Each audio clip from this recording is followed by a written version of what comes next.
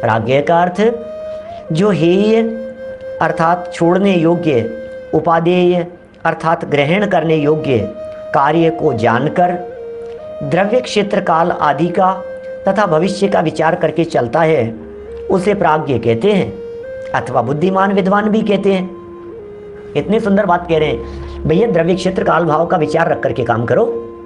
क्या द्रव्य क्षेत्र काल भाव का विचार रख करके काम करो। फ्यूचर दिखना चाहिए आपको, भविष्य दिखना चाहिए। देखिए खाली जमीन पर जिस तरह से इंजीनियर नक्शा देख लेता है, पत्थर के शिलाखंड में मूर्तिकार मूर्ति देख लेता है, आप लोग अपने घर में इंटीरियर कराने के पहले जब वो व्यक्ति बतलाता है तो क्या वो आप सब देख नहीं लेते हैं? बंद आंखों में क्या आपको वो सब दिखाई नहीं देता है? यदि आपको ये सारी बातें बंद आंखों में दिखाई दे रही है, इसका मतलब यह है कि आप बुद्धिमान हैं। देखिए दुनिया के पदार्थों को द्रव्य क्षेत्र काल भाव से देखिए, भविष्य से देखिए, क्या होगा, मैं ये कार्य कर रहा हूँ इसका क्या इम्पैक्ट होगा, हमने ये जो काम किया है इसका क्या फल निकलेगा, क्या छोड़ने योग्य है और क्या ग्रहण करने योग्य है, ये विचार तो हमें करना ही पड़ेगा ना।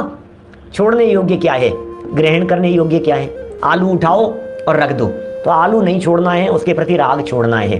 अवनीश भाई क्या कह रहे हैं यहाँ, हे माने छोड़ने योग्य, उपादेय माने ग्रहण करने योग्य, लेकिन क्या क्या ये तो बताओ, क्या छोड़ने लायक और क्या उपादेय ग्रहण करने लायक।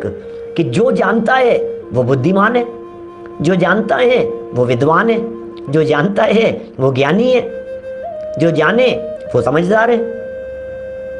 ऐसा जानकर द्रव्य क्षेत्र काल का भी विचार कीजिए। कौन सा द्रव्य है, कौन सा क्षेत्र है, कौन सा काल चल रहा है, क्या भाव हो सकता है। देखो हम सबका विचार करते हैं, आपको पता है गर्मियों के दिनों में एसी खरीदते हैं तो क्या कीमत होगी, सर्दियों के समय ऑफ सीजन में खरीदते हैं तो क्या रेट होगी, हैं। जैसे एसी वगैरह हैं, एसी पंखा, ये ऑफ सीजन में इनकी रेट डाउन हो जाती है, लेकिन यदि आप आम खरीद रहे हैं तो ऑफ सीजन में आम की कीमत बढ़ जाती है। अब बताओ, अब पलट गई ना बात कि नहीं साहब ऑफ सीजन चल रहा है, तुम्हारे आम आए हुए हैं, तो बोलो ये आम सर्दियों के समय में, जनवरी में यदि कोई व्यक्ति, अपने यहाँ जनवरी में आम नहीं आते ना, जनवरी में यदि मार्केट में आम मिल रहे हैं और आप लेकर के आ रहे हैं तो क्या रेट में मिलेंगे, और आम के सीजन में आम खरीदेंगे तो क्या रेट में मिलेंगे। विचार करने के लिए कह रहा हूं। अब आप ये कहो साहब, अरे भैया ये तो जनवरी तो आम का ऑफ सीजन है, यहाँ तो क्या तुम्हें मुफ्त में दे दे, क्या क्या करें, 50% में दे दो भैया। कब ऑफ सीजन चल रहा है भैया, जनवरी में। अरे भाई सब जगह की बात अलग अलग है, इसलिए बुद्धिमान व्यक्ति द्रव्य का विचार करता है, क्षेत्र का विचार करता है, काल का भी विचार करता है। वहां सब चतुर हैं, लौकिक में तो सब जानते हैं भाई साहब, द्रव्य क्षेत्र काल का विचार करते हैं। हे और उपादेय के बारे में भी विचार किया जाना चाहिए। जो विचार करता है वो ज्ञानी है, ये बात यहाँ कह रहे हैं, उसे प्राज्ञ कहते हैं, बुद्धिमान कहते हैं, विद्वान भी कहते हैं। माने विद्वान लोग कोई भी कार्य सोच समझ करके करते हैं। कहा भी है, क्षत्र चूड़ामणि की सूक्ति यहाँ प्रस्तुत कर रहे हैं। हे उपादेय विज्ञानम नो चेद व्यर्थ श्रुतौ श्रम है। जिसने हे माने छोड़ने योग्य, उपादेय माने ग्रहण करने योग्य वस्तु का ज्ञान आदि यदि उत्पन्न नहीं हुआ है तो शास्त्रों में परिश्रम करना व्यर्थ है। इसी तरह से हमारे वीतरागी संत कहते हैं, तुमने शास्त्र तो बहुत पढ़ लिए, अब हमें ये बतलाओ शास्त्र पढ़ने के बाद में आत्मा पढ़ा या नहीं। बोले वो तो नहीं पढ़ा, तो बोले थ्योरी पढ़ी है, इससे क्या होगा। क्या माने इस थ्योरी को पढ़ने से कुछ भी नहीं होगा। असली चीज है इस थ्योरी को पढ़ करके प्रैक्टिकल नॉलेज कितनी आई, प्रैक्टिकल लाइफ में उसका इंप्लीमेंट कितना हुआ, ये बतलाइए।